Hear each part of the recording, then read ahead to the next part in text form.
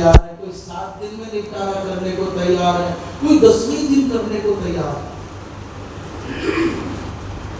जो गतात्मा है, जिसके प्राण निकले हैं, जो दिवंगत है, 10 दिन तक उस जीव के लिए केवल जल पूरित घट और दीपदान का विधान मात्र होगा।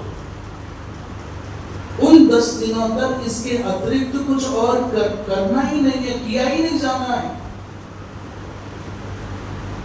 यद्यपि हम इस विषय के अधिकारी नहीं है, इस विषय में तो बोलना हो तो हमारे गुरुजन आचार्यगण बोले, और आप कहते हो 10 दिन के अंदर ही हम 13वीं कर देंगे और 14वीं कर देंगे और 16वीं कर देंगे और 15वीं कर देंगे और अपना भी कर देंगे।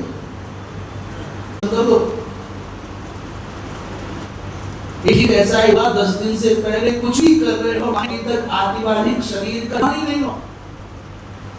जैसे मनुष्य के गर्भस्थ जीव मनुष्य जायमान होता है, जब वो दशा संपन्न हो जाता है तो एकादशाह ये पिंडदान होता है, फिर द्वादशाह में पिंडदान होता है, और 9 दिनों में मानो जो घटोदक के द्वारा वो जो घट का जल दिया जाता है, दीप दिया जाता है, उसके अतिरिक्त कुछ और भी और किया नहीं जा सकता।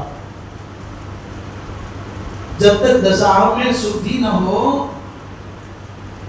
तब तक एकादशाह का कार्यक्रम जो अनुष्ठान है, जो उसकी कर्मकांड जन्य प्रक्रिया, उसका पालन नहीं हो सकता। इसलिए कहीं कहीं 12वें दिन जब सपिंडन हो जाता है तो ब्राह्मण भोजन होता है, और प्राय हमारे उत्तर भारत में 13वें दिन, 13वीं कहते हैं, 13वें दिन ब्राह्मण भोजन होता है। इसलिए भैया 10 दिन से पहले तो उस घर में किसी को पानी भी नहीं पीना चाहिए। करके ब्राह्मण भोजन हो जाए तब जाकर के ये कृत्य संपन्न होता है। इसलिए कभी भी 2 दिन, 5 दिन, 7 दिन, चाहे आर्य समाज के बड़े बड़े धुरंधर विद्वान कहें और चाहे कोई और कहें, ये मनुष्य की भगवती नहीं है शास्त्र।